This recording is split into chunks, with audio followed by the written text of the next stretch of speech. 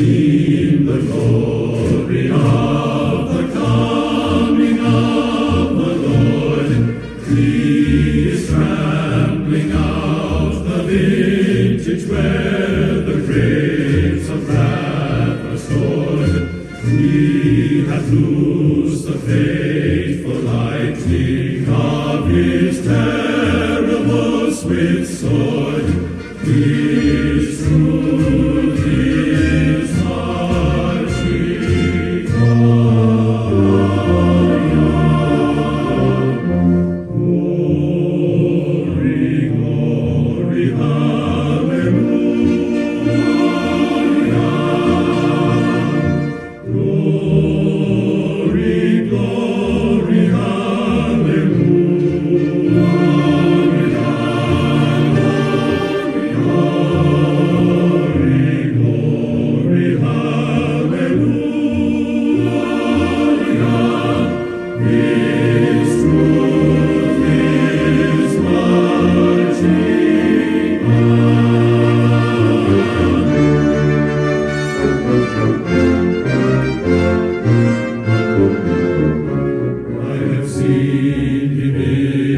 watchfires of 100 circling camps, they have builded him an altar in the evening dews and damps. I can read his righteous sentence in the dim and flaring lamps. His day is marching on. Glory, glory, hallelujah. Glory, glory, hallelujah. Glory, glory, hallelujah. His truth is marching on.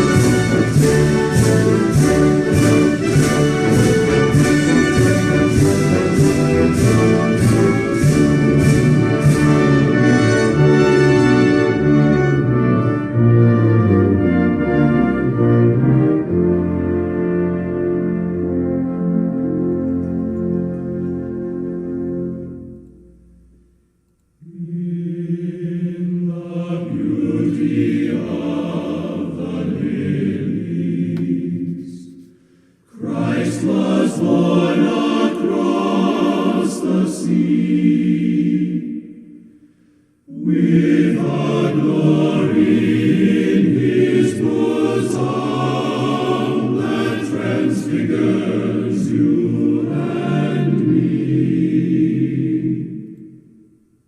As he died to make men holy, let us die to make men free, while God is marching on. Glory, glory, hallelujah. Glory, glory, hallelujah. Glory, glory, hallelujah. His truth is marching on. Glory, glory, hallelujah. Glory, glory, hallelujah. Glory, glory, hallelujah. His truth is marching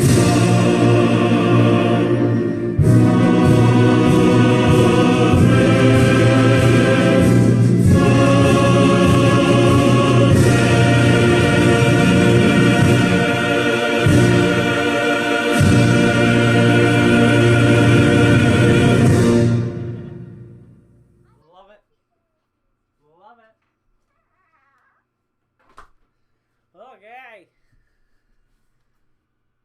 Okay. Let's get in here.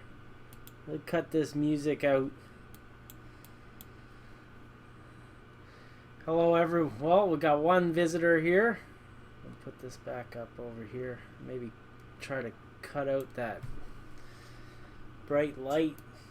Oh, I lost a thumbtack on the floor. I'm gonna pay for that someday. Let's hope that's on camera.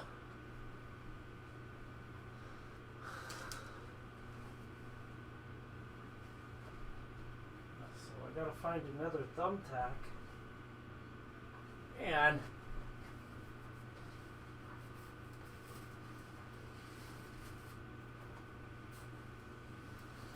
jeez, Murphy.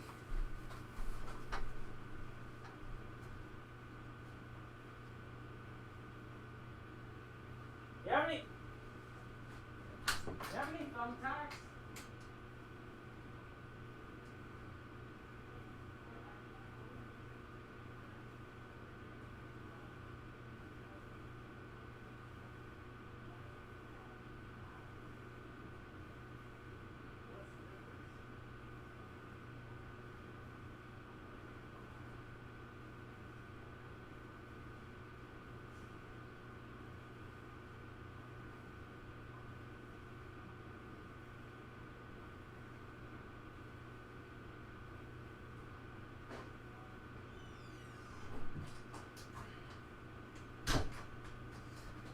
Well, that start didn't go too well. The inspirational army song, thanks to YouTube.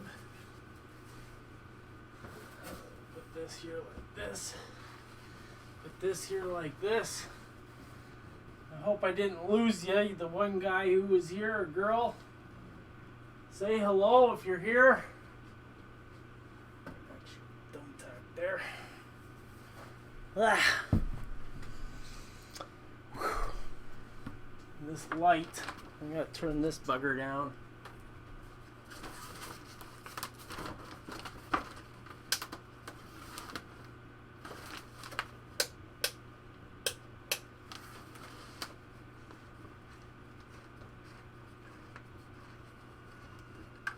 I'll move this light over to the other side. We'll just wait till we get a couple of more people in here. Please chat up your name. Tell us who you are, maybe where you're from if you're not a known quantity, as they say.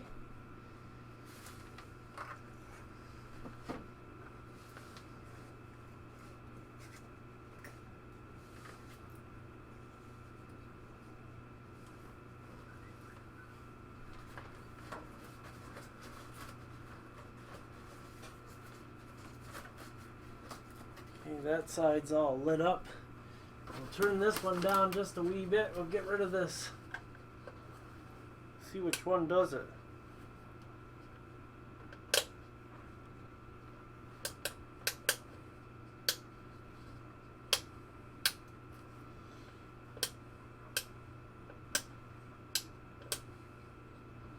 I think that's the one that's going to work for us. Yeah.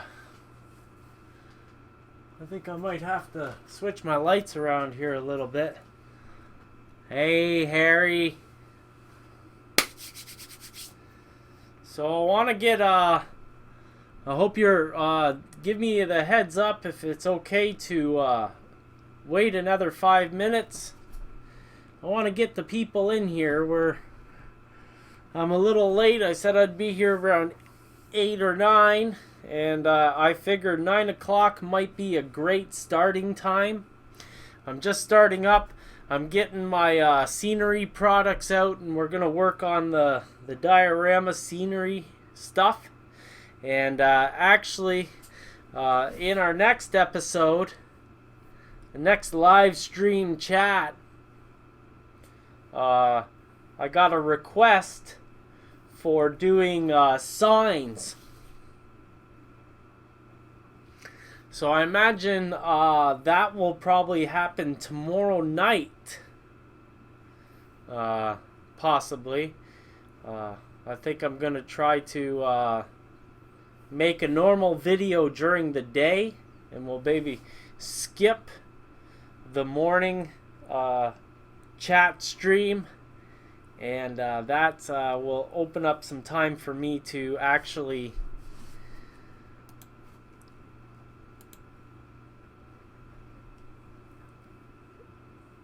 make a video. I know I was supposed to make a video of something. I have a bunch of footage on the hard drive, except, you know, I've done Sunday, Monday morning, Monday night, Tuesday morning. Now this is the 5th live stream in 3 days, so I've kind of rammed myself short. Digger Evans, I think I seen your name before. Thanks for stopping by.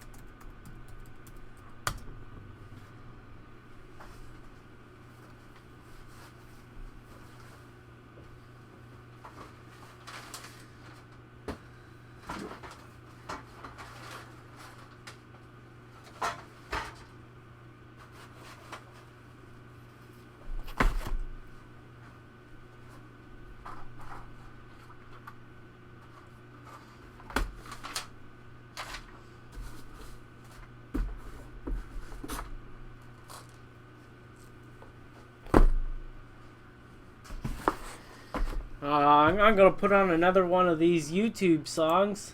It is...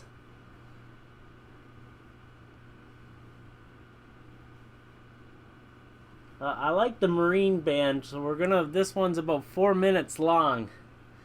And after that's done, we'll get right into the live stream. I guess we'll start at around 8:30.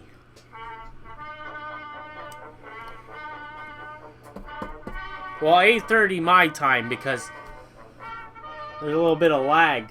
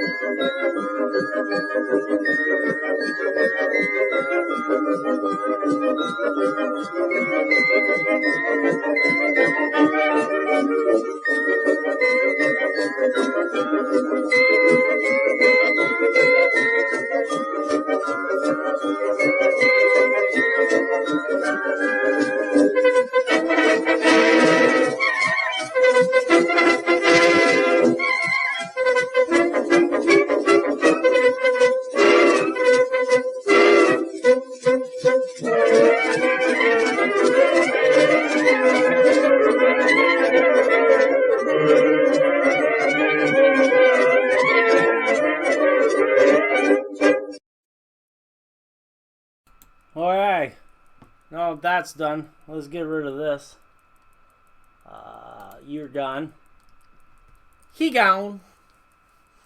Good evening. Thank you to Harry Deal and Digger Evans if you're still here. It looks like there's 2 people here. Hopefully we're going to have more people come in. If you're the helpful type of people, maybe send out the link somewhere to your, maybe you do forums. If you do a forum, that's a very interesting thing because I don't do forums. And if you post this link in a forum, you'll reach people that I've never reached before. Do you have masking tape? Painter's tape. Yeah, it's fine. Oh, I see it right here. And okay, good. That stuff's kind of cut up, but it's okay. I think it'll be okay. I got a bigger roll here, but that's mine. Oh, yeah. You know what, I will. Because it's to put his name on a few things, so I'll just... You're gonna get on.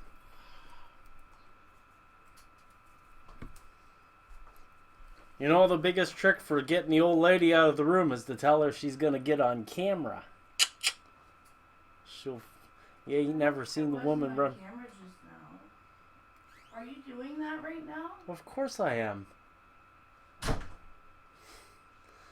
just tell them 2 or 3 times, they still think it's make-believe.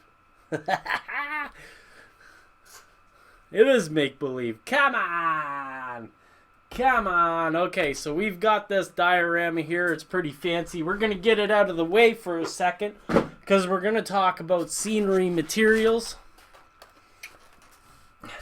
And we're not going to be really using the traditional scenery materials. I've got the traditional scenery materials.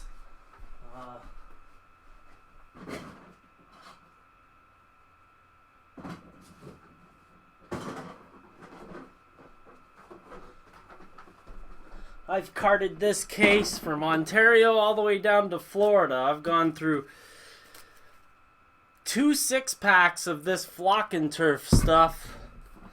This is my homemade silt dirt.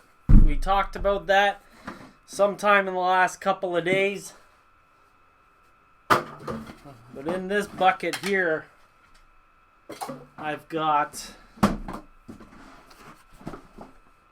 as you can see, I've got a collection of this stuff, but I really don't like to use it all that much. And there's a simple reason for that. I'll leave that one out because I like it.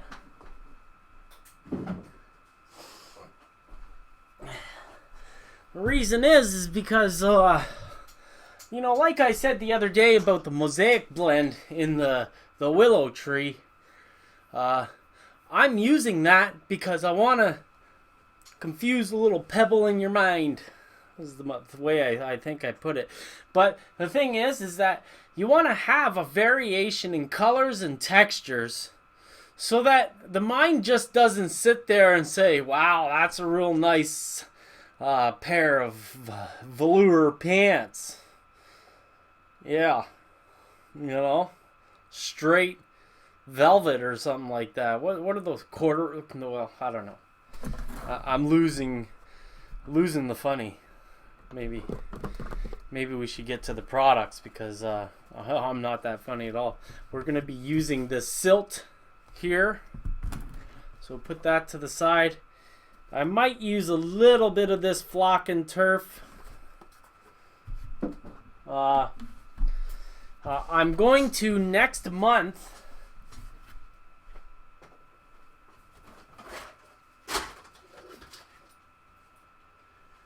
next month we're going to do, I'm going to get supplies for this. Don't hate me for it. I'm going to do a little ad.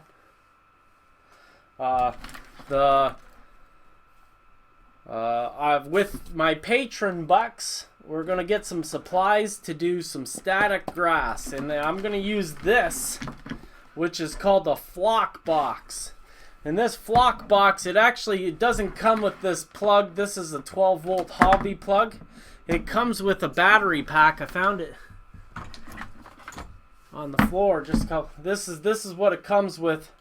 There's a battery pack that you put a 9-volt battery in it and plug it in. And it works great. The shocks that you get from the 9-volt battery are nothing like what you get in this one. Ask me how I know. This is a really nice unit. It comes from the UK. The company name is called Wargamer, I think, and it's for war pieces. They've got the little fighters, and they've got the little bases and stuff like that. Well, this is a system where you can either have your silicone paper. I've got some silicone paper back there. I've been building up for this little demonstration next month for a while, and we're going to order the static grasses to make this stuff with this. But that's another segment at another time.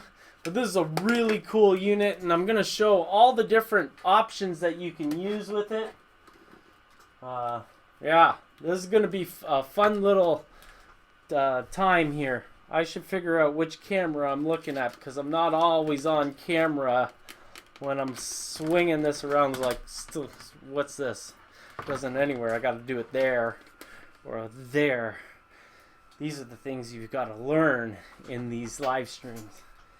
So chat them up, boys. We got 3 people. 3. We're moving on up to the east side. I finally got a piece of the pie. Okay. So, ever since, I think, September 2015, yeah, I think it's almost been 2 years I've been using this guy's stuff. You can see the little label up in the corner here. Martin Wahlberg's scenery and stuff. This is a fixed lens camera, and I'm visually impaired. I don't know. I should probably hold it right around here. I don't know what I'm doing. We'll figure it out one day.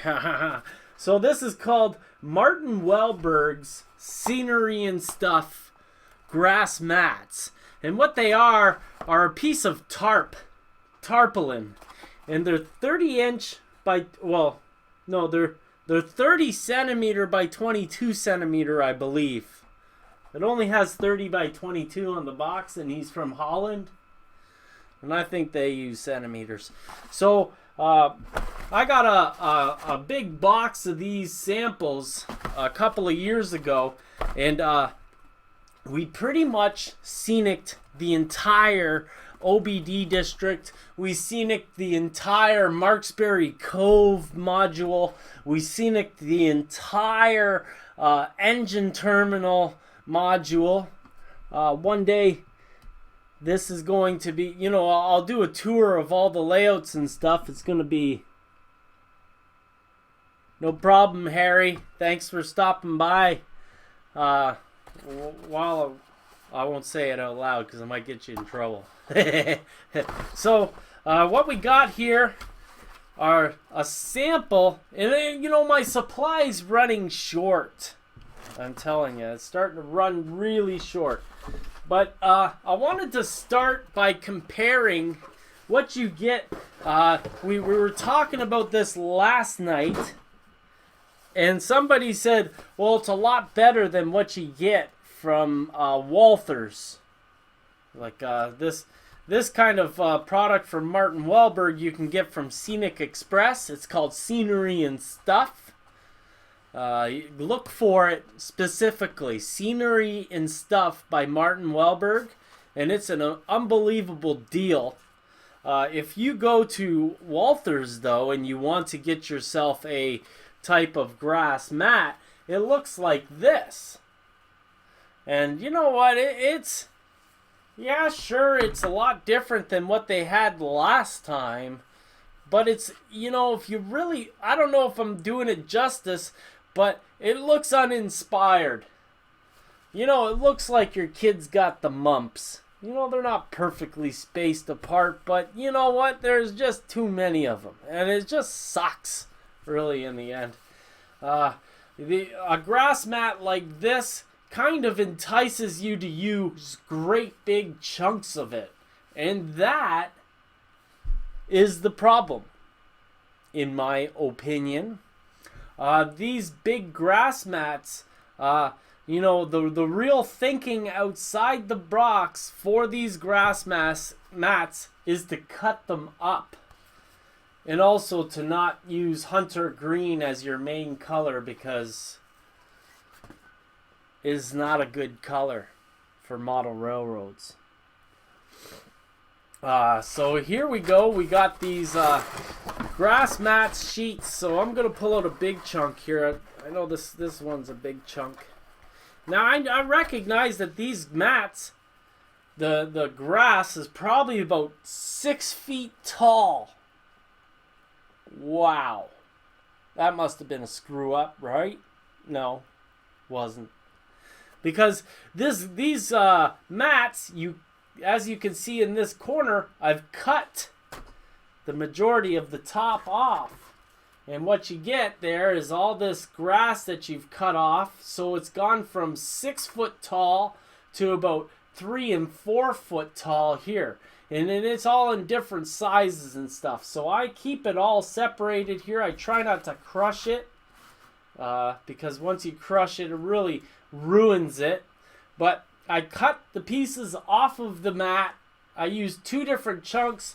The stuff on the bottom is a great grass with lots of, like, when you yank it all off, you get colors of earth. So it's a realistic product. And the fact that you're doubling your coverage, because, like, I'm not taking these things that I've cut off and put them onto the parts that are short. I'm putting these pieces right into scenic dirt, and then putting these chunks around it and stuff. We're going to demonstrate that in a few minutes. But as you can see, I've got a whole bunch of this stuff. And we're going to be using that. So we've got some other stuff I want to look at here. More stuff that came from Martin Welberg. So let's get this in here. I like to keep these separated so that the big grass mats don't crush the plants that I cut off. So we'll get these put to the side. What I also have here is kind of like the thing that I'm going to do with the flock box next month. And that is to make these little tufts. But as you can see, the tufts are a realistic color. This one has an olive green base with a more blondish top to it, and it's a variant of color that you can actually see and actually use. And once you put this olive green down on your scenic dirt, it darkens a wee bit, so it really comes into its own when you put it down. And then I don't want to drop this stuff because it's kind of expensive. Not that I paid for it. Did I say that out loud? I think I did. But so I'm gonna drop some more. It's just dropping it all over the floor like I don't care. So this one's a good one because it's smaller tufts. And we're going to intermingle these pieces with the tarpaulin pads. So this tarpaulin stuff, this grass mat stuff, never really think of it. Even if you've got a square area of, like, let's say 6-inch square, you know, put a little piece like this coming out of a corner, and then put some grass tufts around it, and then the dirt, you know, really make it look like some real scenery. Now here's another. Now this is this is one of those ones that came from Walther's. It was a sampler pack that I got from somewhere. Now look at the color on that thing. Like as if anybody is ever going to use it. So I've been trying to think about what color I'm going to paint it with my airbrush. But you know, some people have some real uninspired design choices in their when they make a product. I don't know what it is. So yeah, we've got a lot of what looks like junk in and around here, but we're gonna hunk it onto this diorama. I'm gonna pick up all the pieces I just dropped on the floor, because that seems to be a thing at this moment. So let's get this started. I'm gonna pick this stuff up before I step on it, because that'll ruin it all. There's you. Oops. I didn't do that.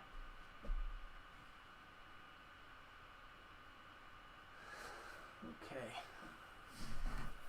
You. Okay. Let's pull you out again.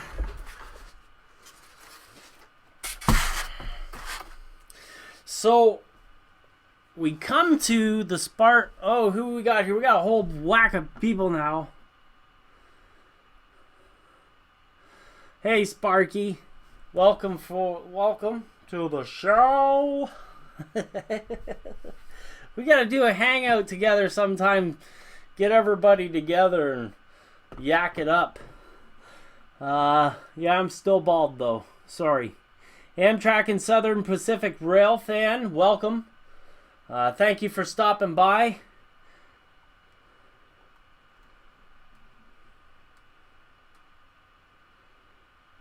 Holy crap, Amtrak! You shouldn't be telling people that you're really gonna get that. I'm telling you, she'll stop doing it. That's all there is. That's all I gotta say, man. That's all I've got to say. Just kidding. Just kidding. Okay. So, one of the biggest problems I had coming up over the years was always gluing stuff. There was a point in time, no matter what I glued, the glue kind of pulled off and everything sucked. And you know, you'd do something and it just wouldn't work. If I tried to glue down this tarpaulin, the edges would curl up on me and all that stuff would happen. And then I figured it out what I was doing wrong. And it wasn't the fact that I was using my own brain. It was the fact that when you glue something, you have to determine which piece has more pores than the other. And if both pieces have the same amount of pores, both are porous surfaces, you have to glue both sides. If you are gluing something that is solid, like this piece of tarpaulin, over here, I'll show you over here, put the glue on the tarpaulin, and then you can depend on water pulling your glue into the porous surface, which will be the foam today.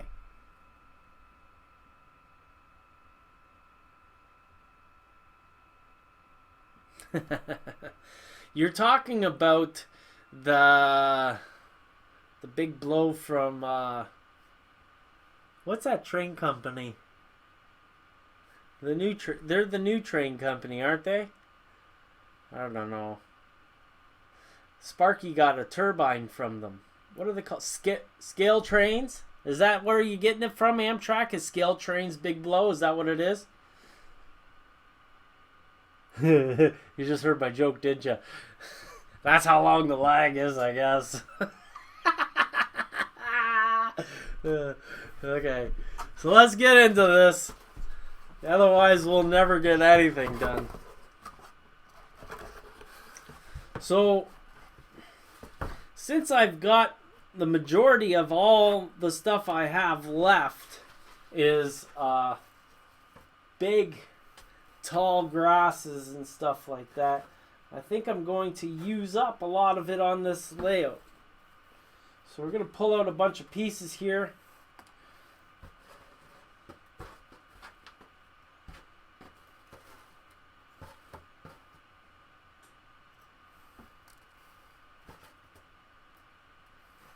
Okay, so there's our big pieces.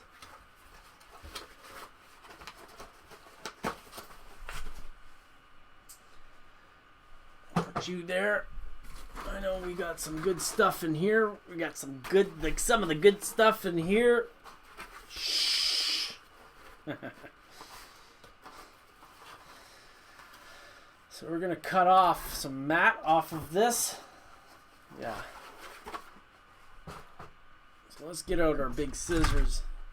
You gotta have some nice big scissors. I got these at the dollar store for $3. Can't beat it. Like, you keep on talking about the big blow and the old lady will go on like that, right? Just listen to old Uncle Ron, I'm telling you.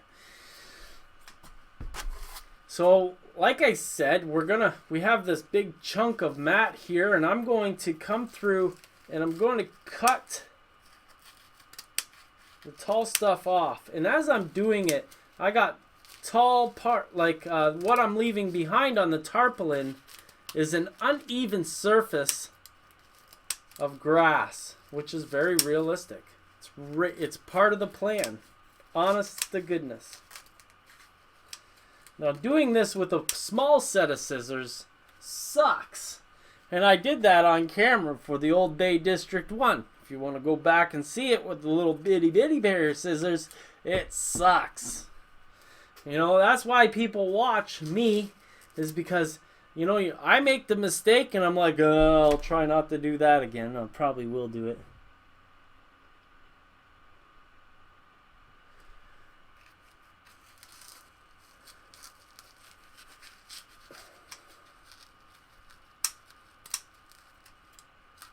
Okay, so as you can see, I cut that up. We'll leave that hanging, and then we're going to take our tarpaulin here,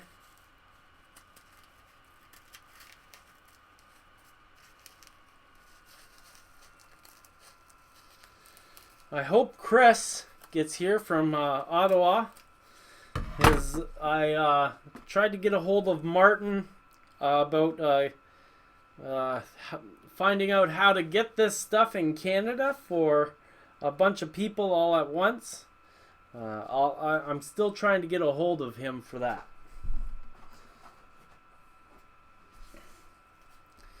So we got this little mat where everything's been cut off, but some pieces are tall, some pieces are short. We've got this one, it's got the tarpaulin on it. These pieces that have no tarpaulin on it. So we're going to intermingle these parts, and where we want to have it transition to dirt, we'll use grass tufts like this. I'm going to get some of the light green out, some of the dead fall.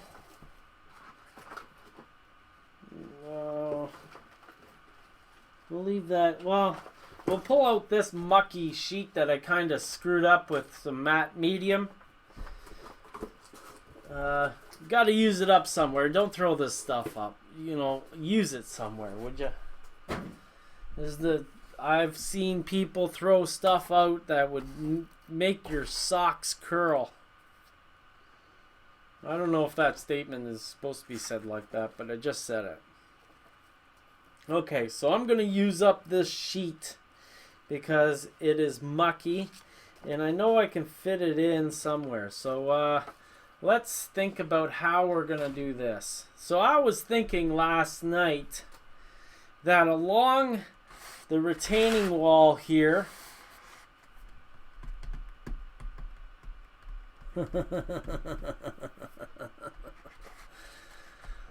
1 year left. 1 year left.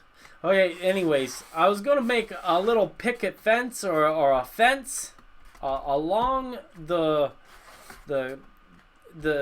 retaining wall we made out of embossed cardstock paper. This is the stuff that comes with the K&W Buttercoat kit. So this is something that you can build into your diorama if you buy this kit. So we're going to have a picket fence, and that means that I'm going to have a nice strip of mat along the retaining wall, and then going out to the road will intermingle with this with our fluff, as I'm going to call it from here on in. No, I'm going to change it. That was a What's lagging? Is the video lagging?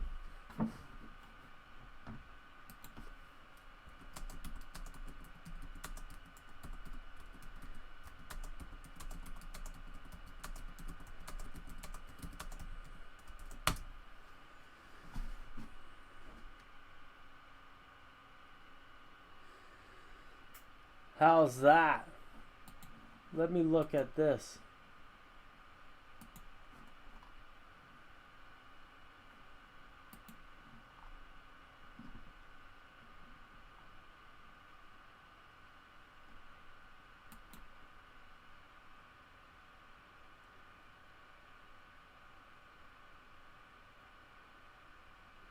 Okay, I've got it set up on my stream for optimized for less viewer buffering. So it should be set up good. However, the other night, Mel, the terrain tutor, was having great settings on his computer, and he was getting a really crappy load on his computer. So as long as the video is running fine, the lag between me to you, like there's probably 4 minutes or something like that, we will deal with that. So thanks for letting me know, Amtrak. I'm looking for, like, please tell me if the video's choppy, if it starts going I don't want to do that. I'll stop the video and we'll try it out later, or I'll reset the routers and try it again later. We want to have a good show. That stuff's not watchable, and I hate that when that happens. So let me look over here, make sure everything's fine. Yeah, I'm not dropping any frames at all out of OBS. So yeah, I can't really show you that. And I've got my settings fairly low, so we'll hope that this is going to work out. Sorry if it's a trouble for you. It's probably a CDN thing, content distribution node. So I'm going to take just about 1/4 of an inch strip, and the reason why I'm cutting off this strip like this is because I want to put wood posts down into the foam, and cutting through this tarpaulin isn't going to be easy. And if I did try to do it, I'd probably start pulling it up and stuff like that. So by separating this, by cutting a chunk off like this, you know, I can spread this stuff out. It's being frugal with the product itself. You know, you always got to be smart as to how you do this stuff, because if I didn't spread this stuff out, I would have been out of it over a year ago. So I guess that's why you watch me, is so we learn not, we waste not, want not, my friends. So we're going to put this piece here like this. We're going to turn you on a little bit more. Sorry about the shiny head spark.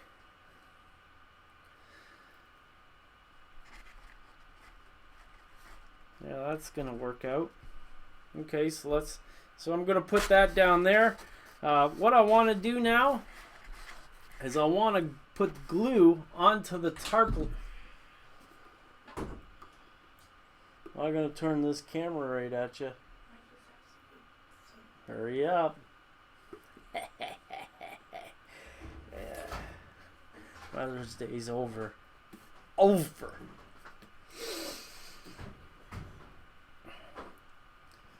So, you know, I don't like to waste the glue all that much, so I'm going to put my glue on right here, and we're going to start, we'll probably, oh yeah, it's falling on my pants now. You'll see what I'm going to do.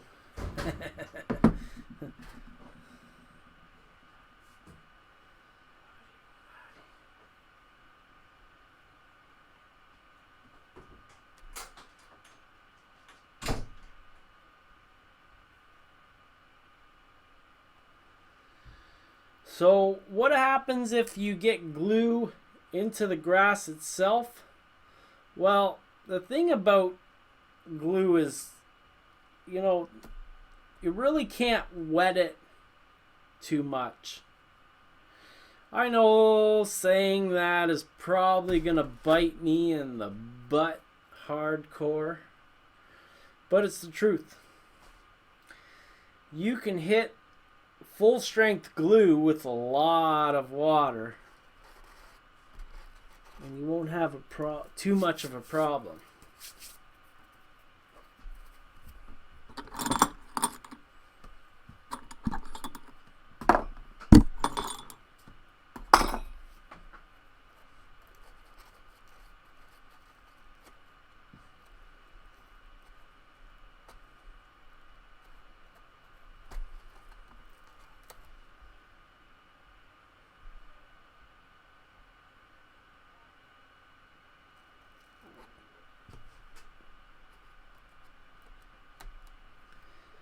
There we go. Pull that chunk off. Get some glue on this.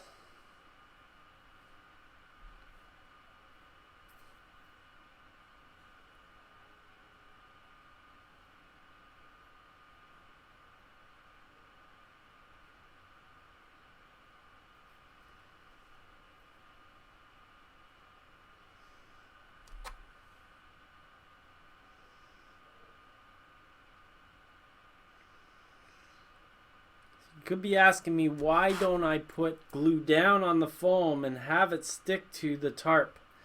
Because it is a philosophy thing that you have to follow. It's a rule of thumb.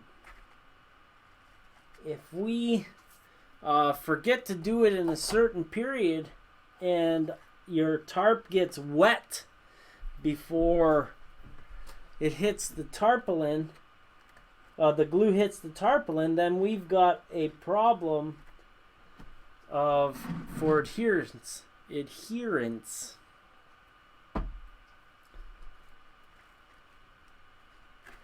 other thing is, you really don't want to get your grass wet until you really want it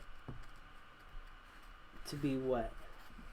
A little spot in the middle, we'll probably put a little tuft like this. Orange.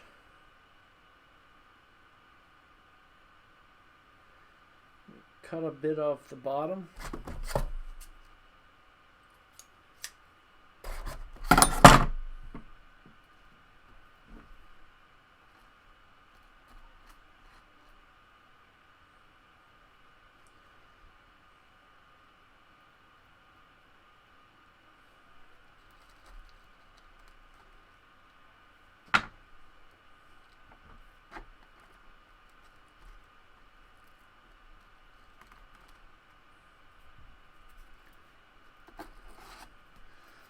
take this, just shove in between the foam and the retaining wall.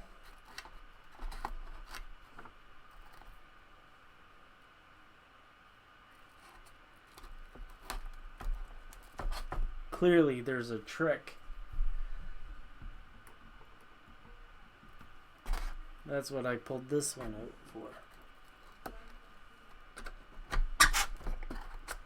Honest.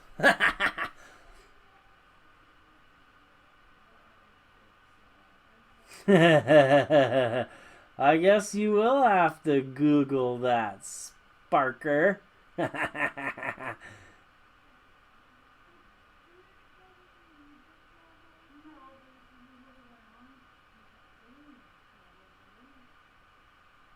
Yeah. A minute. Oh, that's not too bad. I think last night it was 4 minutes it went up to.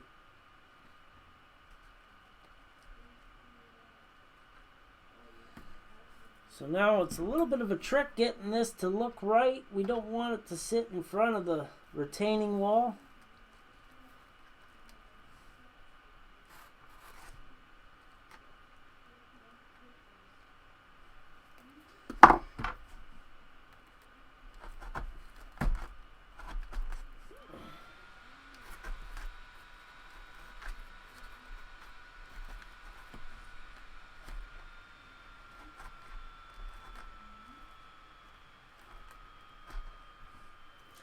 Now that looks pretty good, I think. So now we haven't even added any water or scenic glue to this yet. So it's you know, you really don't need to use a lot of scenic glue. When you start using a lot of scenic glue, sometimes by adding water, the scenic glue rides up the grass. So it's not always a good thing. Sometimes you have to wash your grass down. I guess that joke's going to keep on going on. I got to watch the live video, otherwise I get lost. We got 6 people here. Please let us know where you are watching from. We are streaming to 5 different channels all at once. Daily Motion, Vaughn Live TV, YouTube, Just Another Scale Modeler, YouTube, my Ron Pare channel, and Twitch.tv, Just Another Scale Modeler. Please chime in if you're watching on any of those platforms. Let me know where you're from. Love to figure out where y'all from. Well, let's get this thing going all around the world. I know we've got Digger Evans here from the UK, Sparky from Cambridge, is it? I think it's Cambridge, Ontario, Canada. Amtrak, I suspect that you're from the South. Let us know where you're from, buddy. So let's move on. So I'm gonna put my fence on that side of the grass. So we're gonna leave that be. And we're gonna move to doing this little section all the way up the little trail. Let's get some of these out.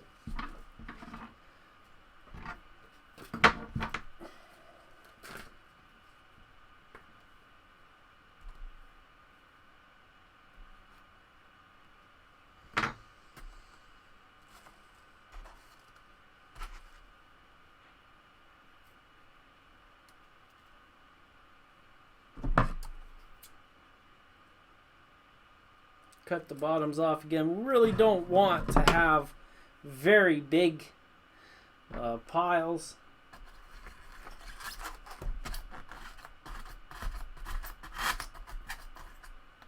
Like this.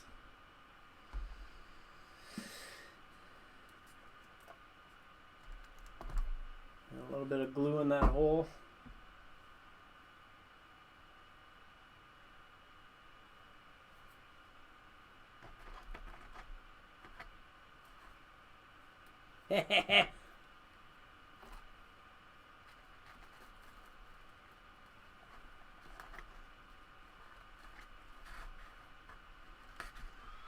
That was a nice little bush there. And start using this mucky stuff. Let's get this mucky stuff out of the way. We'll pull off a couple of pieces. Only looks mucky because it's on this mat together. Oh, that's a bit of a lie. Some of it looks really bad. But we're going to put it on the layout anyways. The trick isn't to avoid screwing up. The trick is to land on your feet. Or at least look like you did. Brush yourself off real quick. Know what I mean? Lancashire. That's in a Beatles song, isn't it? Anyways. Hey Amtrak, you know what? So, donating is, you can find out all the information down in the thing below. You can do it by PayPal if you want, but Patreon.com is the way to do it. You can just pick $1 maximum a month, or you do $1 a video, which I only do 4 videos, so it'd be $4.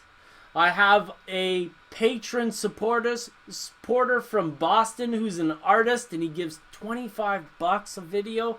I'm not asking you to do that. I keep on asking him, come on man, aren't you giving too much? And he's like, I love your videos, man, I'll keep on doing it. I was like, yeah, I'll keep on doing them every night. So supporting the channel with the Patreon, it keeps these videos coming out. And we're getting some legit stuff. We're getting down to work. We're not talking about... I'm not going to get myself in trouble tonight. Try not to. I need somebody on speed dial to call me up. Hey, Ron. Ixnay on the mouth, eh?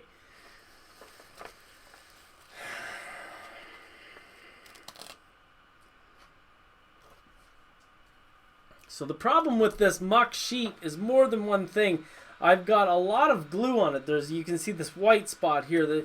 But the problem really is that I used ultra matte medium on it, and that stuff turns white, man. It's like, what did you use that for? I learned a lesson on this sheet.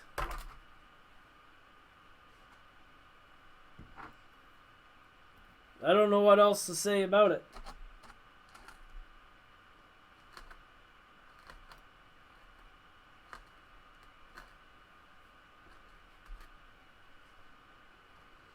Okay, so we got those 2 pieces there. Now I'm going to take this piece that doesn't look like it should be used for anything, and we're going to try to fit it in this little area. I'm going to cut this chunk off like this.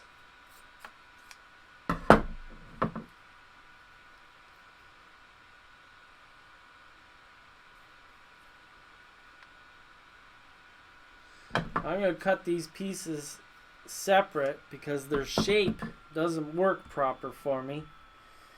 And if I do this, it's going to work. So I'm going to add straight glue to the back of this. Doesn't have to be a lot of glue. It's just got to connect directly to the tarpaulin. And if you do that before the water hits the tarpaulin, you got a perfect bond. You can't ruin it. Well, you can't. Don't challenge me. You want to see me ruin it? No, I'm just kidding. I'm just kidding.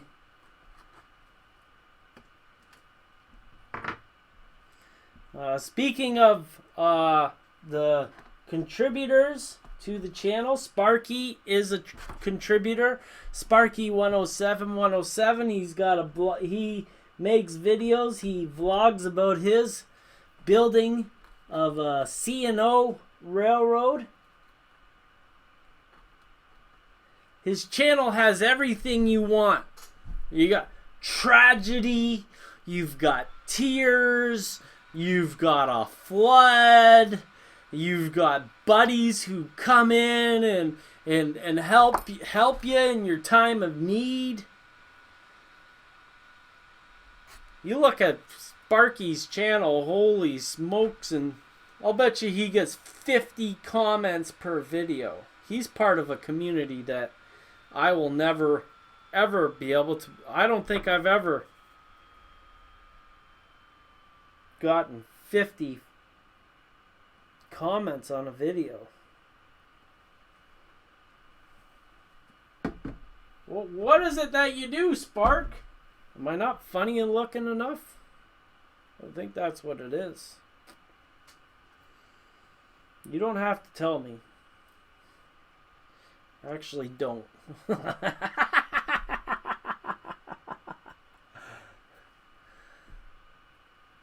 Woke up, got out of bed, dragged a comb across my head.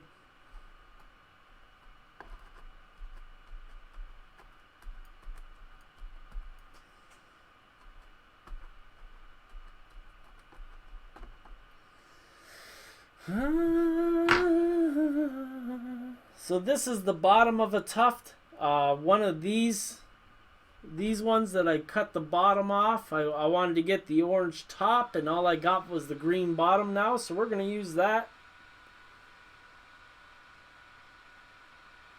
So for Digger Evans, Martin Wellberg lives just across the channel. And you really can't beat these products.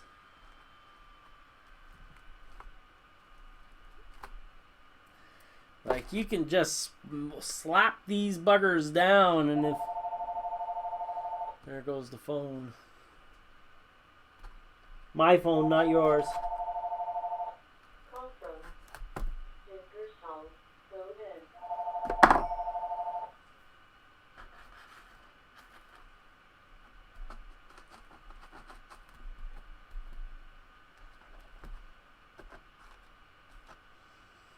Okay, so we're getting close to the spot where I want to start adding dirt.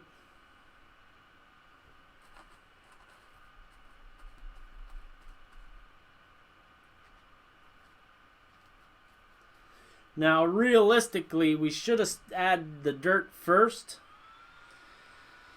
but you don't have to. It's not necessary. And I didn't plan on doing it the wrong way. However, but because I did do it the wrong way, I put down my grass before the dirt.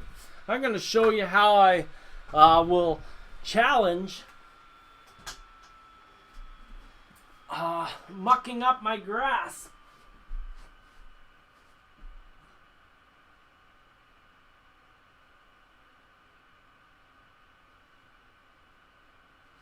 I'm an idiot. I thought I saw something fall out of the corner of my eye. But I also got a sty in my eye. So that happens. So this is my silt. I want to give it a name that people can... this is dirt that you get from...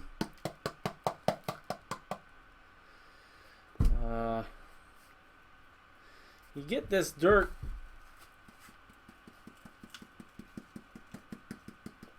by washing rocks, really. That's the basic truth of the matter. You get the dirt and you wash the rocks. Like this looks like it's a rock. It's not. It's silt. And this stuff is the finest powder that you can get. It's finer than the stuff that you get from using the old lady's line.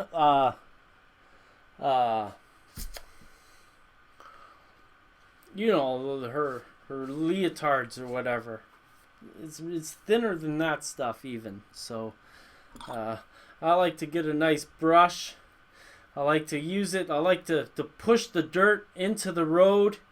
And you know, we add glue to it sooner or later. But I like to get it into the road as much as possible.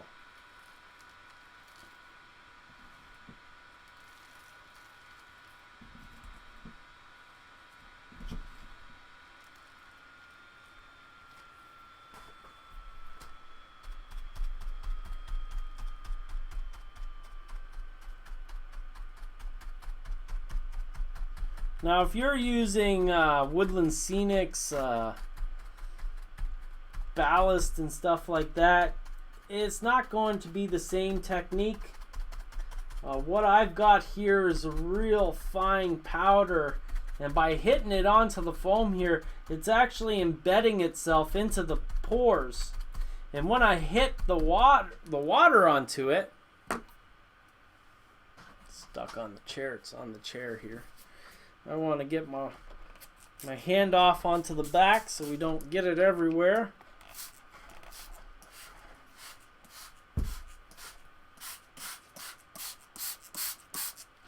Okay, so the problem with adding water, though, is that you really can't touch it after you get water on it. It sticks to the foam.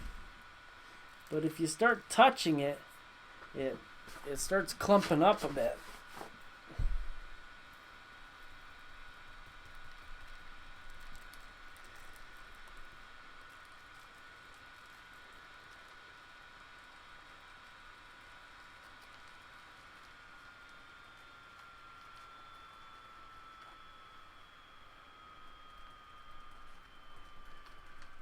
However, it's too small of a road for me to really be able to put it down the way I've been liking to do it lately. So we're going to go the opposite route, because by dumping it on like this, we get the large chunks because this powder really likes to stick to itself. And the only way to really get through this now is to soak it. And the more I soak it, the more it'll come apart. But I don't want to use full strength spray, because I'll spray everything all around everywhere.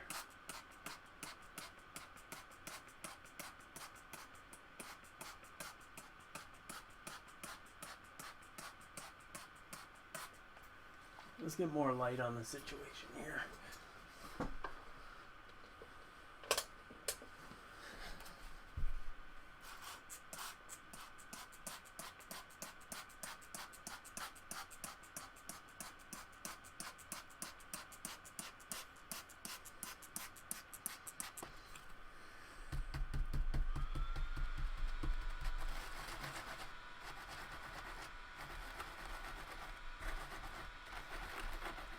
I want to take those little rocks and break them down into the dust.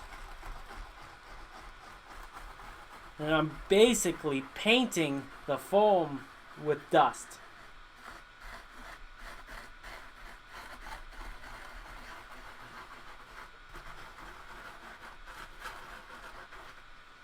Now, in the end here at this point, I really don't need to add glue to this dust, because it's really penetrating our foam in ways that it really can't battle against. So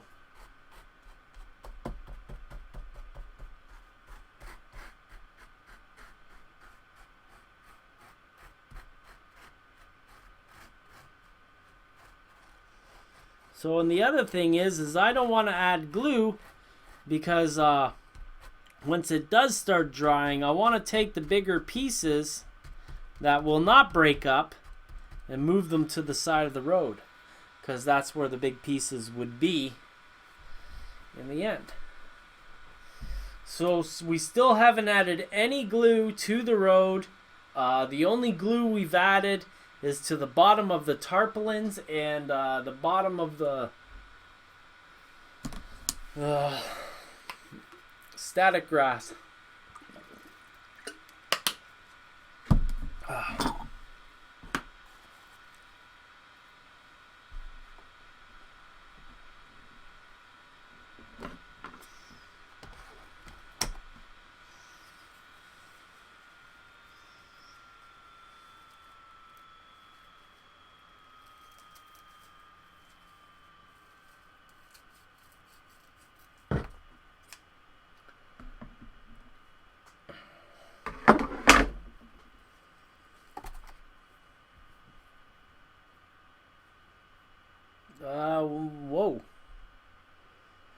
Looks like we've got about 10 people here.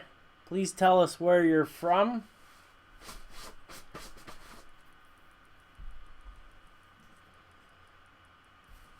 Get a shout out. If you got a channel name, we'll give your channel name a little bit of a shout out.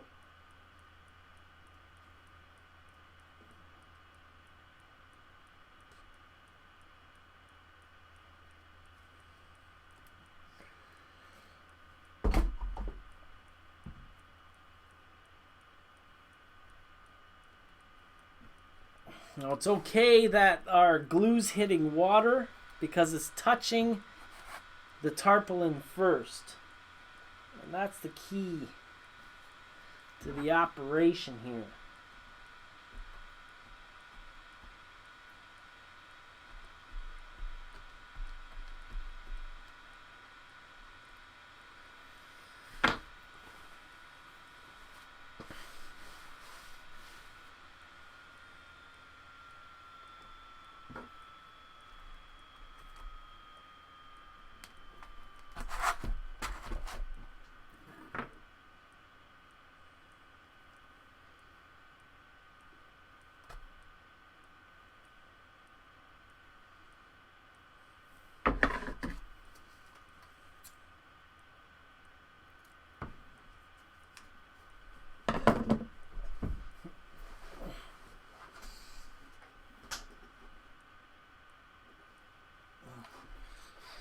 You sneaky bugger!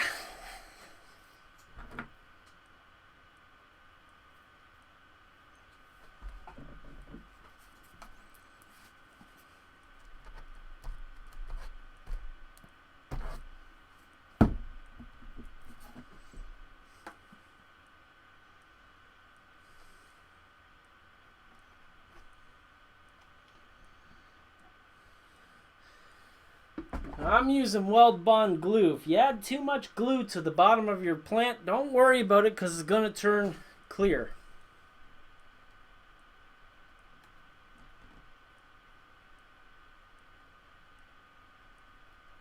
Which cannot be said for all glues. Now I recognize that weld bond isn't available everywhere. It is an American product that is available in Canada. It's from Frank T. Ross and Sons. You know, it's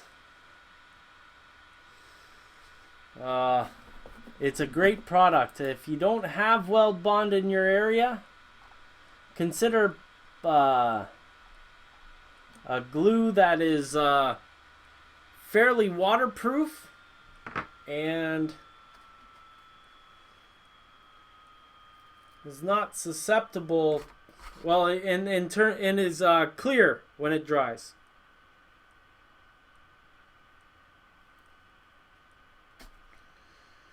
We're gonna have a little bush of yellow loose strife.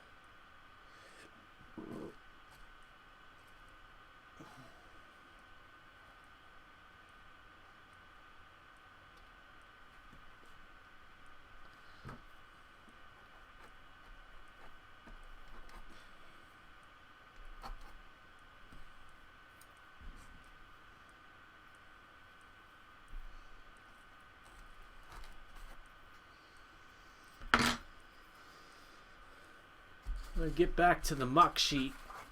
Let's get this thing cleared out.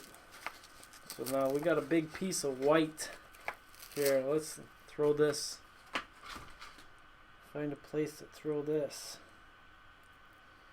I'm gonna pull off this piece of hunk of glue and throw that on the ground.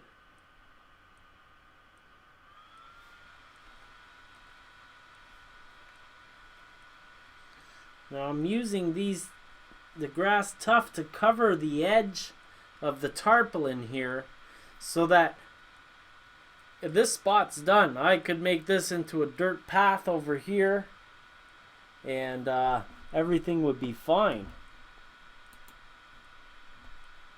Okay, had the wrong monitor up there. I was not able to see what I'm doing. Make sure it's all going good. So yeah, now we're gonna use a bunch of this muck stuff to get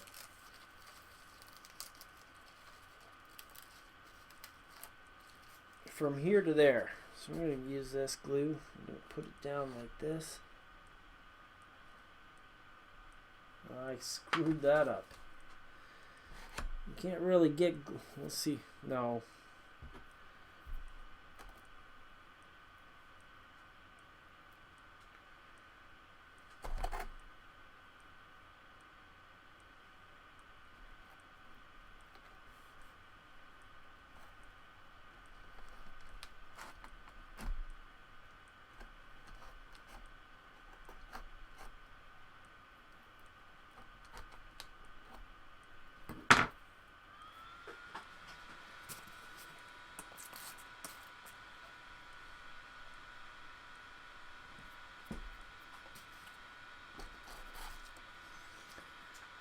Now my bush ain't really sitting down properly, so we're gonna hold it down with this tool just like that, just to hold it into the glue. Just needs to get tacky, and there's a lot of water there, so it'll take a shake or two to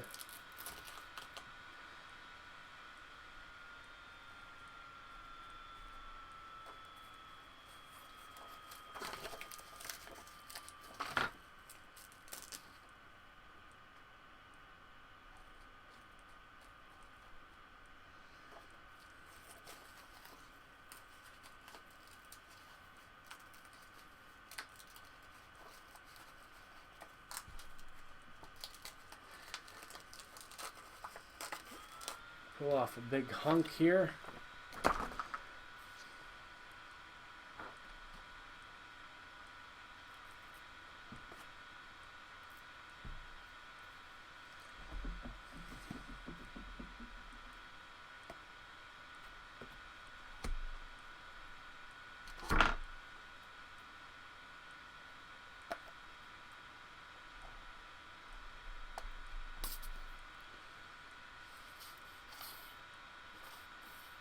Now the only reason I'm putting the glue straight on the foam for this instead of putting it on the bottom of the grass tufts is because the bottom of the grass tufts is already glue. And glue won't have a problem gluing to dry glue in any way whatsoever.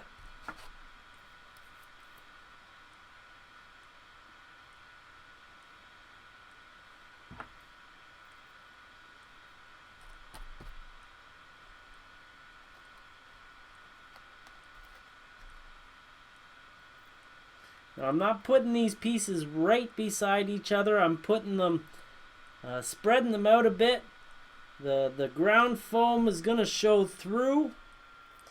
And what I'm going to do tomorrow, after everything has properly cured and dried, is come back and sprinkle a wee bit of silt over top of it. And using a nice soft bristled brush, have that silt fall down through to the ground. There's a number of ways to skin the cat of... You're not annoying me, buddy. I was making fun of your jokes earlier. I'm sorry. I'm sorry.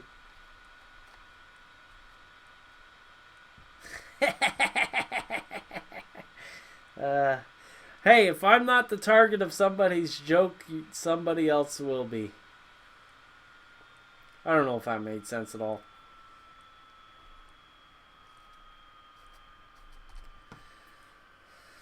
So I hope you can see that. I hope you can see that everything's a little spread out. We're not doing everything real close to each other. I'm going to come in here with some of this good stuff that's not all mucked up. The way to get it off is you twist your plastic sheet Now this is going to stick out from the mucky grass because it's got a straight color on it.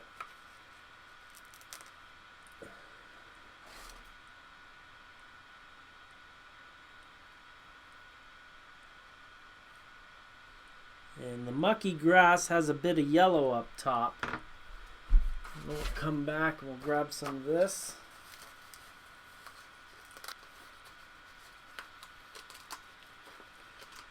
Well, once again, this stuff is Martin Welberg's. Drop some down on the ground.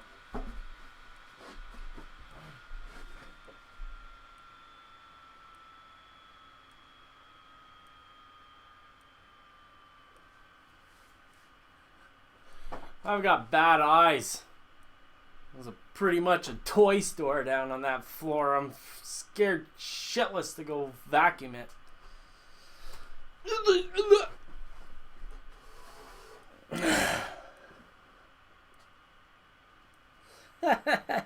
That bot message came in just for you there, Billy.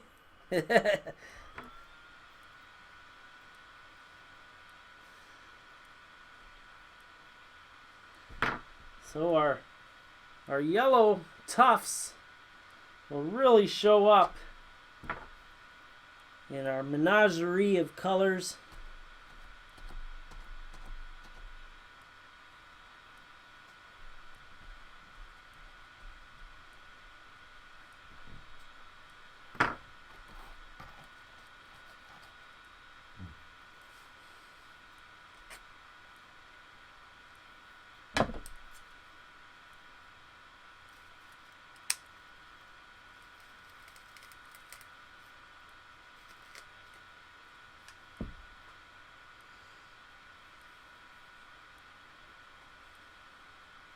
Put that in my holster.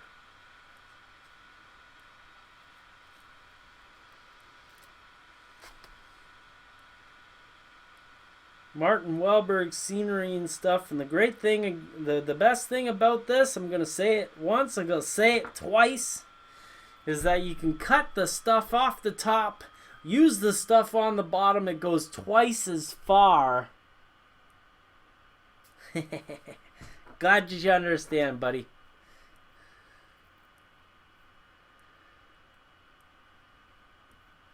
You're my favorite one. You always come out to the show. You always show up.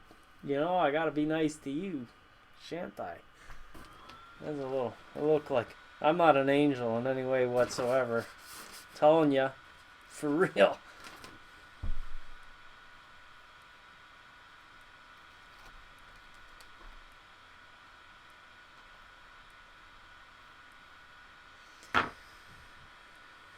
Okay, let's do something interesting now.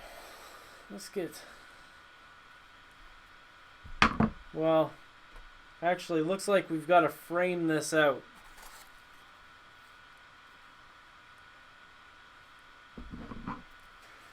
So I don't want to make things square, so we're going to go...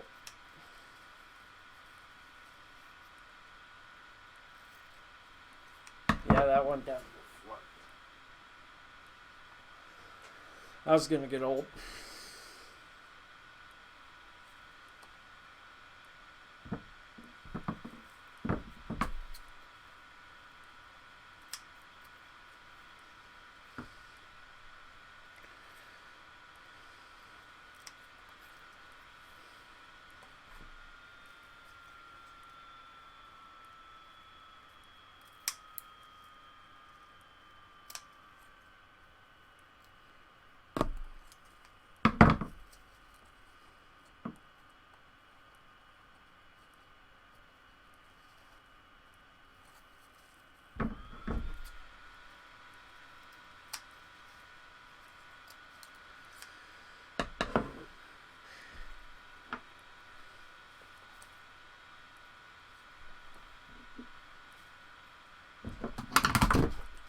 Here now.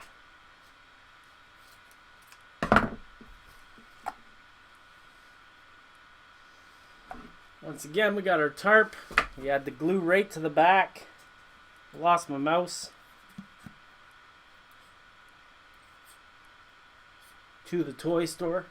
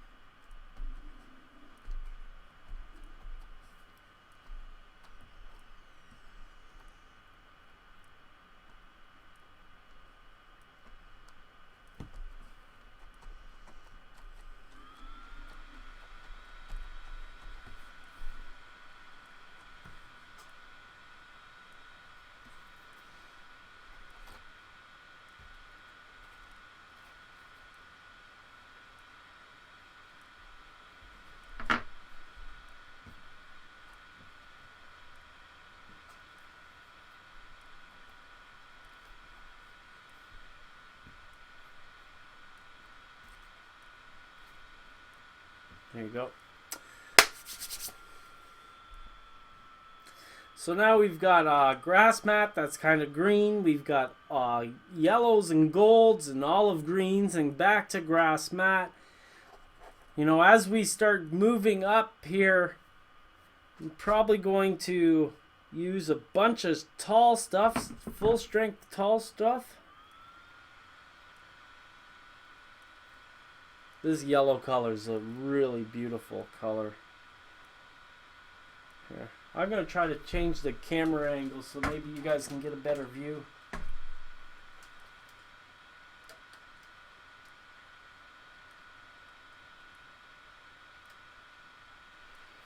Hope that works.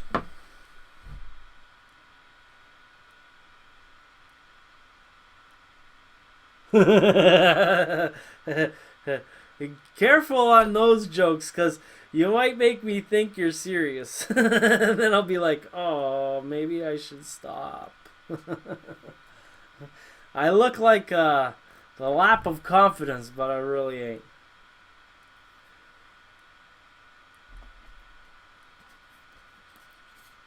So along the bottom of this hill that's going up, we want to get a lot of really tall grasses. We want to hide the transition and have it not just look like a bush, but we want it to look wild, like it's never been hit with a lawnmower or people don't walk down it.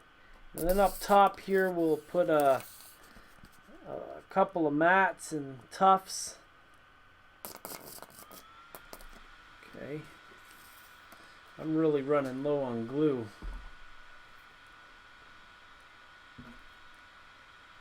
So for stuff like this, we'll put this right into the hillside there.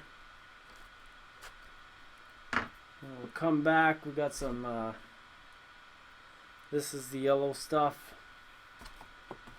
We got some orange stuff that got stepped on.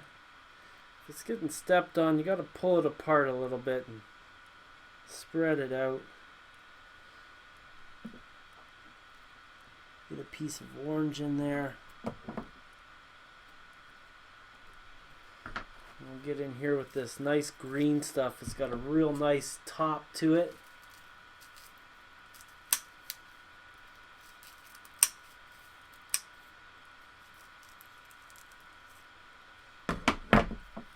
So tomorrow evening, I got the suggestion. If you want to give me a suggestion, feel free to do so. in any of these live stream videos in the comments. You comment down below what you want to see. I had a gentleman ask for signs, and he looked like a new character. He was a new name, so.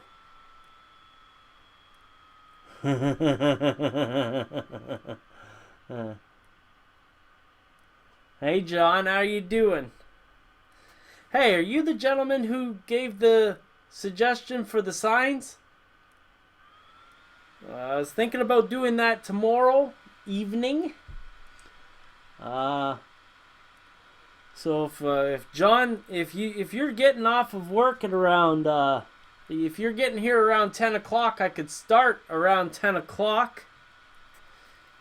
If that would suit you, if you're the right guy, I think you're a new name. I don't know what I'm talking about anymore. Oh, somebody suggested doing signs. And tomorrow, I'm going to do some work to get it together for the evening time. But we're going to do it around 10 o'clock because the old lady likes to watch Survivor. And it's really the only show we watch together. Just being honest.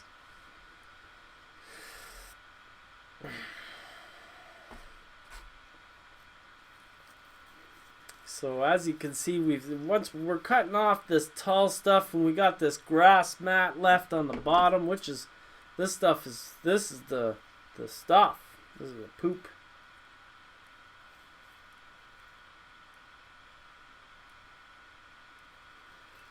We got the wrong angle for this one.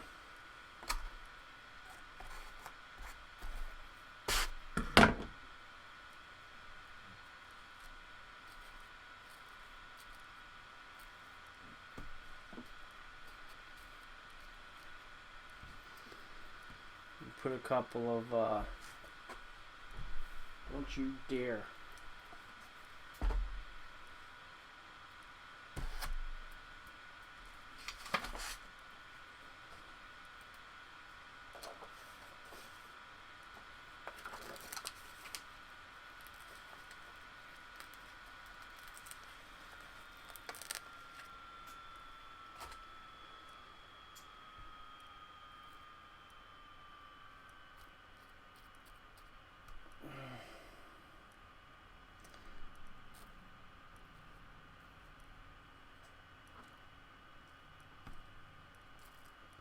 Now this stuff ain't grabbing too well on the ground, so I'm going to have to hit it with water, which will allow the glue to capillary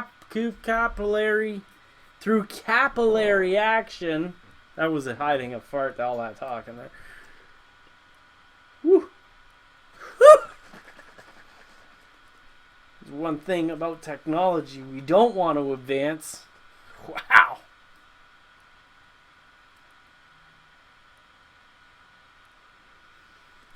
I had to add the liquid scenic glue there because we want it to grab onto these static grass stems really.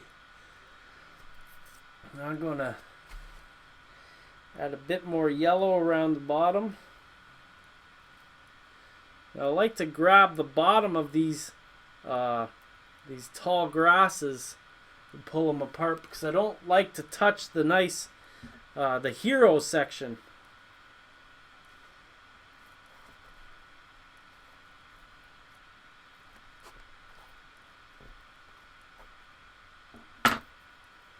Put a little bit of water on that, get everything come up.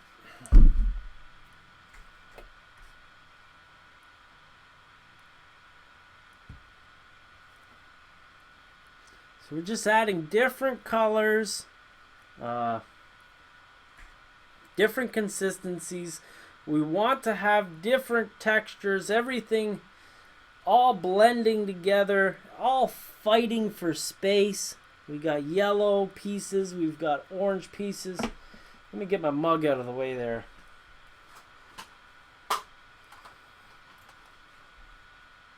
Do we really need to see my mug?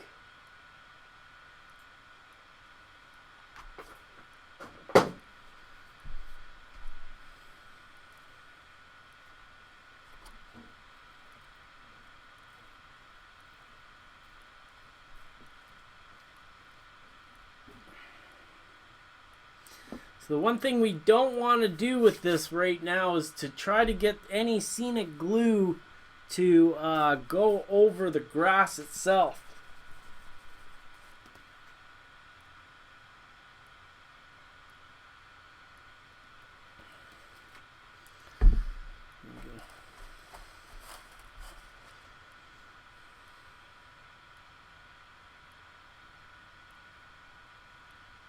I keep on hearing a truck outside, and I don't I don't like sitting here and not knowing who's out there.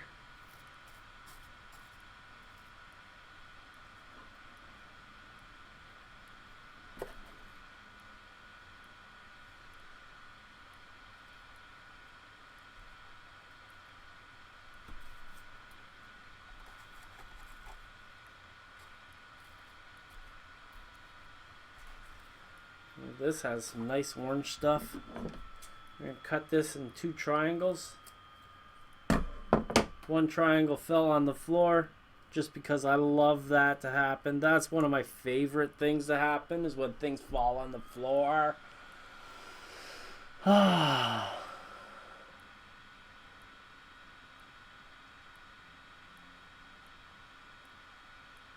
we go.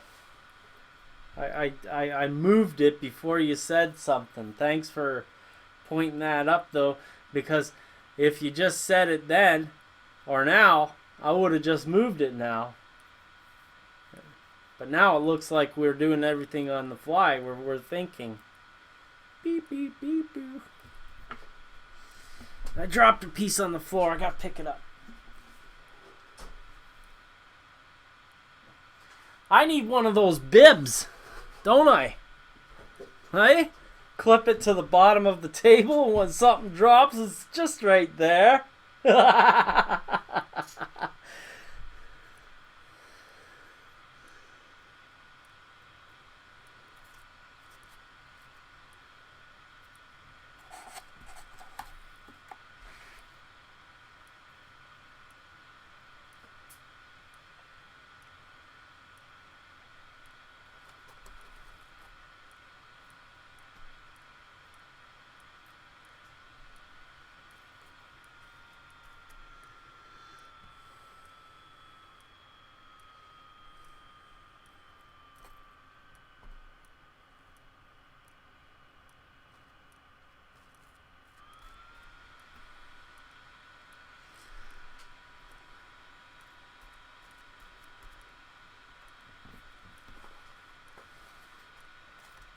Now this is a little shoddy up here.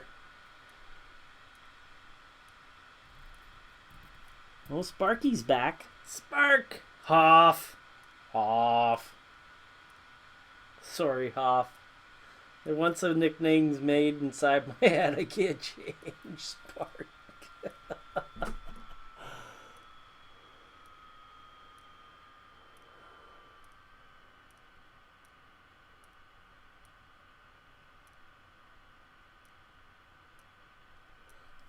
Yeah, we can't.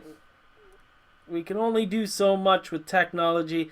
I probably could get the chat lag down to almost instant if I just did the straight to the YouTube channel. And maybe we'll do that tomorrow night. We've got 10 people here. If there's anybody watching on the Ron Pare channel, Daily Motion, Vaughn Live TV, or Twitch TV, please speak up, because tomorrow night we might just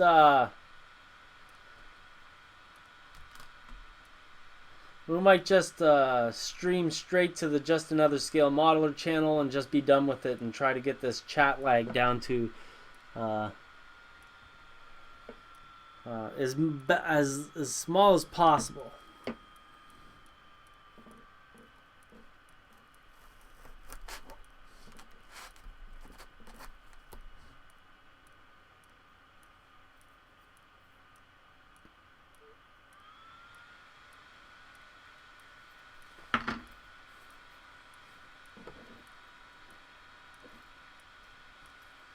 Okay, so everything's starting to move a lot on me right now.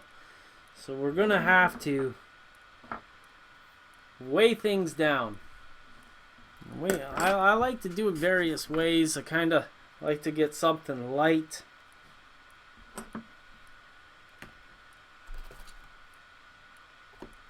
Like a tool. Not me. Not working yet.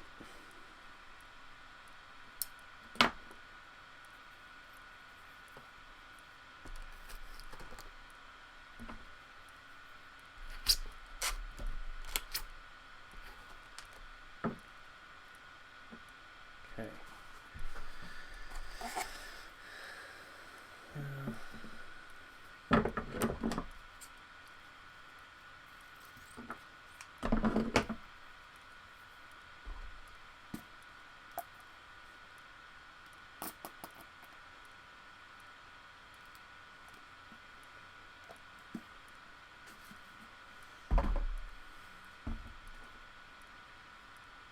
So I think tomorrow morning I'm going to make a how-to video.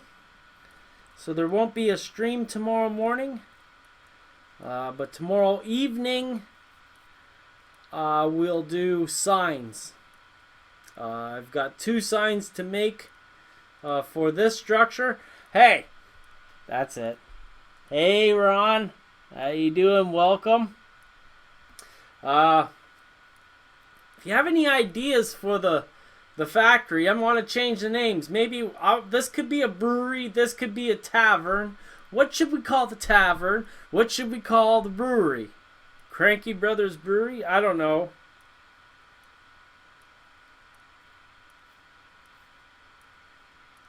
Biscuits House? I want to thank everybody who's watching. It really means a lot to me. It's you know, I love to share my hobby. I don't do this to be famous. I don't do this to be popular. I break enough friendships, enough so that you probably know that I really don't care about that. I just care about sharing the craft. That's what it's about for me. I hope you like it. I want to thank the patron supporters who are watching. I want to make a plea to everybody else who's not a patron.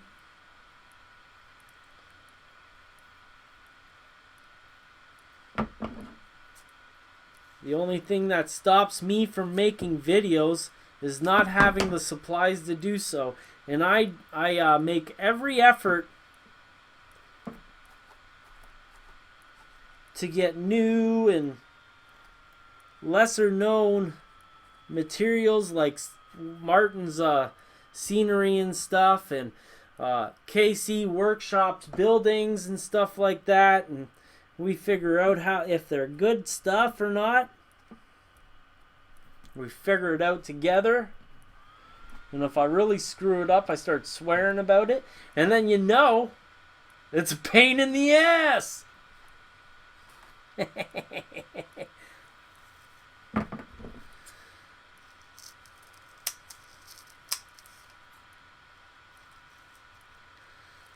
Once again, Martin Welberg's scenery supplies can be purchased from Scenery Express. It can also be purchased from a European store called Modelbahn or something like that.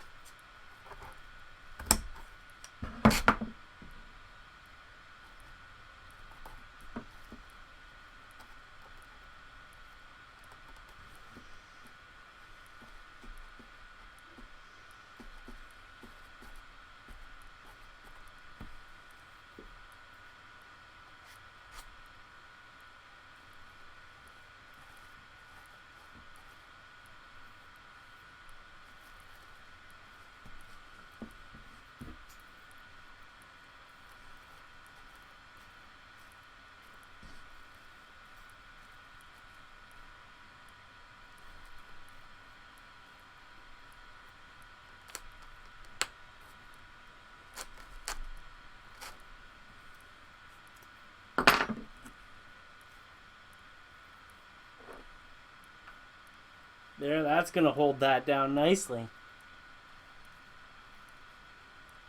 That's exactly the kind of thing that I'm talking about. Find something that weighs just enough to hold it down. We don't want to crush it. There's a little aluminum pin vise here. It's a little heavy. It's just enough to hold our yellow loosestrife in the glue. And then the scissors are holding it in place. Now there's a big chunk that goes up here that needs to be fixed up. But because we're at a transition point, we have to kind of leave it be.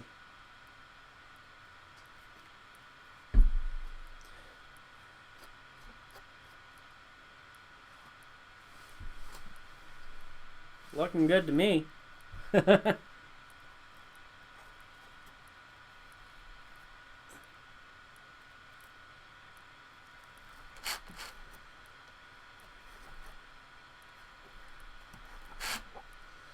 So I usually stream for about 2 hours in the evening.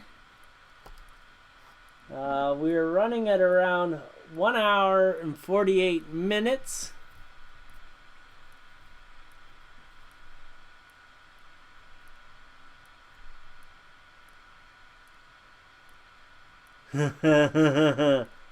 Hoff's Hangout.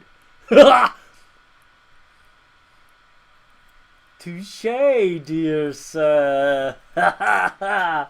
Yeah, I didn't even know how to spell the name. Now it's got a spelling. You know what that means, don't ya?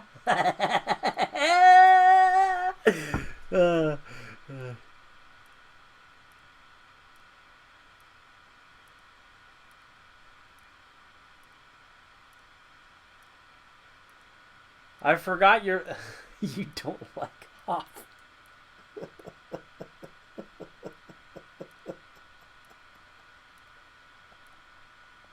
I forgot your name. I was doing the shout out for you. You asked me to do the shout out, and you know, I usually turn on these cameras unscripted, and I forgot your name. And then you came back and spelt it phonetically for me, and I still can't remember it really. I think it's Heinstein. Hint. You don't want me.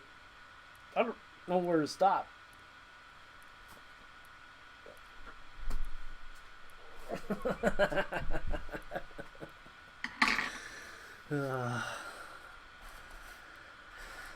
Spark. You know what my nickname is? Biscuit.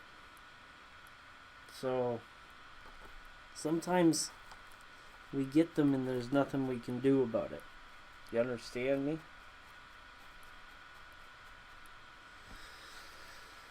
So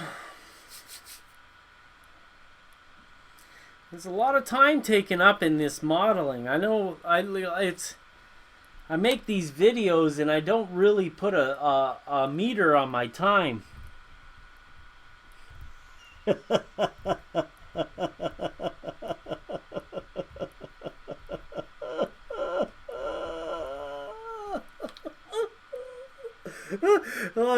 Watching the chat as you guys hear me after the lag is hilarious.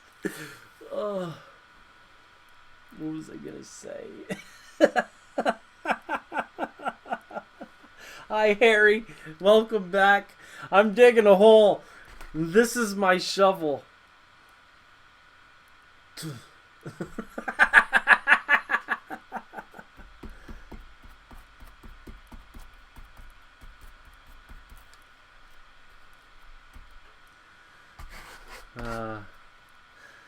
That's funny. Yeah, so I really don't put a timer on the amount of time that I model during the day, usually when I make these videos. So you're getting videos that, like the Old Bay District videos, were a half an hour long. but I sped up the videos times 2 and then cut them down on the front and the back. So there's kind of like 3 to 4 hours per video of modeling. And that's kind of the great thing about this live streaming thing. You really show people how long it takes you. And I've been building for a long time. So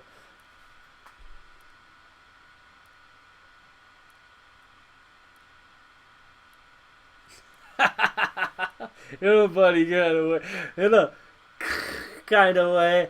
I know I'll be looking out for the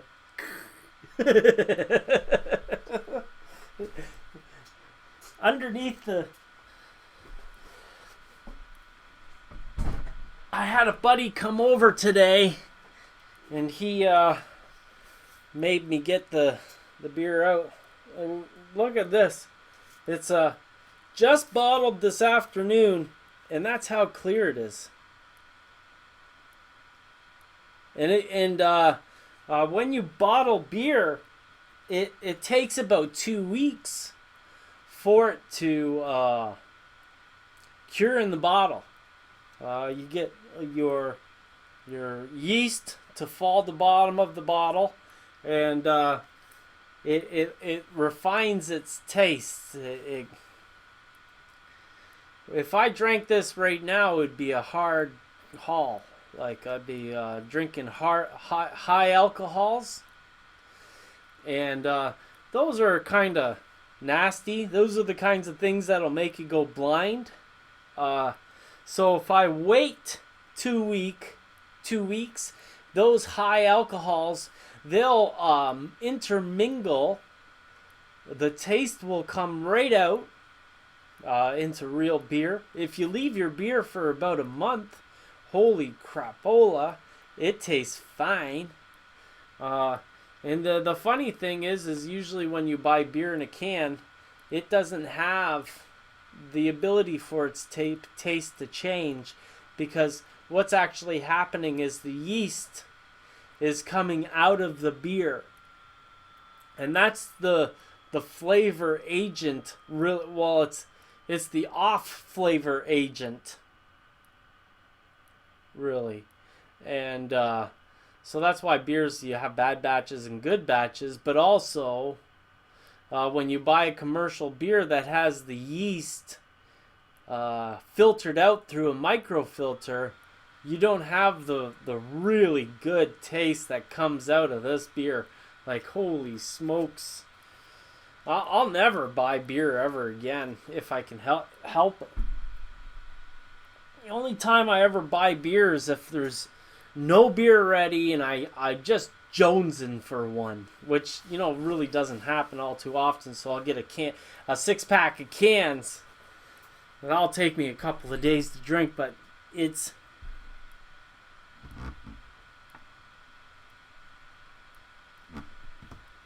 a thing. So I think we're pretty close to the end of this session. I don't really want to. You need another rack, and yeah, I need to put it in another carboy and rack it out again. But who wants to really wait for beer that long? Come on. Actually, you really can't rack the beer properly, Billy, because just before you bottle the beer, you add your corn sugars to it, so that you reactivate the yeast a little bit, and more yeast grows in the bottle, and that's how you get your natural carbonation, is by adding a little bit more sugar. So re-racking to get more yeast out of the bottle is not effective, because you want a little bit of yeast in the bottle left, number one. And number two, that little bit of sugar that you're using to make the yeast makes more yeast. Having a clear bottle as it's bottled is really nice. Like, I've got a different kind of beer that has more malt in it. dry malt, and I put it in the green bottles, but it's nowhere near as clear, and in the bottom you can already see the yeast is starting to settle. And this other batch, no yeast in the bottom and as clear as a bell. So it's a fine art. The fine art. These bottles that are still murky are gonna take about a month in the bottle.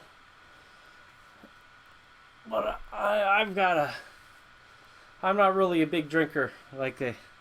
It's just I only drink when I go on those shows where there's a bunch of people. I get nervous and I start drinking before the fact. I don't know. The funny story is if those guys would have I was asked to be the host of the show way back, and I think it was maybe 2014, spring 2014, maybe spring 2015 when they started, and I was asked to do the show first, the first host. And if I would have been the host, I'd never get nervous, because of being at the head of the table, having the expectation of controlling the flow is right up my alley, and I feel so comfortable doing that kind of thing. But when I'm a guest, I'm trying to pull back on the reins and keep myself from talking, because there's so many things to talk about. So there's the two totally different dynamics. And when I'm holding on the reins, sitting there sipping my drink. And these are the things you really don't notice until after you've done it once or twice and built yourself a frickin' reputation.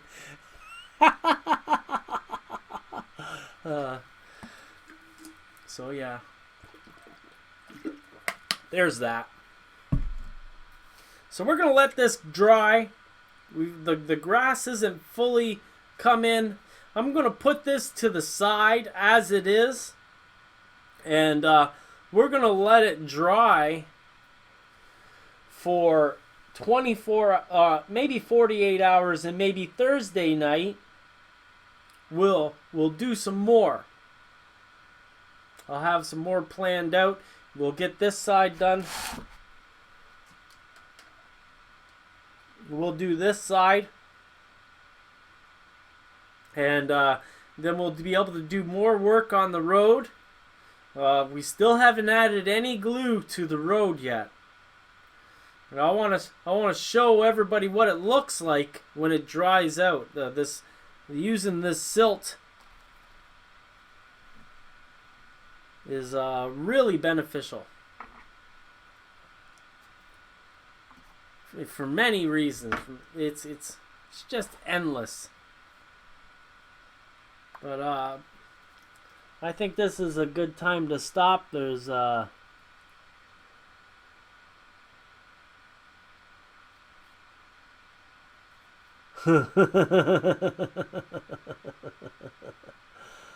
yeah. So, yeah, I think I'm going to end the stream now. We've been going for 2 hours. I don't want them to go too long. I'm not really, gotta watch what I say. People think that I'm get disappointed. I'm not disappointed. The chat's not, we've got 8 viewers. I think it's a slow night. I think maybe something else is happening somewhere else, so we'll just let those guys have their thing if that's happening. And thanks for coming by. I'm going to put my hand up like this so I can watch for the hand in the stream, and then I'll turn the stream off when I see that. Thanks for stopping by. Sparky, Billy Gorman, Ron Brights. Is it Brits or Brights? We have John Dilly. Hopefully I got your name right. If I screw up your name, give me a graphic of a finger. We had Harry Deals. Oh my God, we had Chris come in for a second. Chris was on from Ottawa. Amtrak and Southern Pacific Rail fan. Digger Evans from the UK. Thanks for stopping by.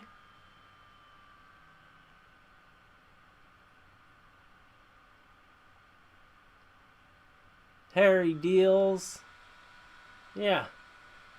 The only thing left to do is to say bye-bye.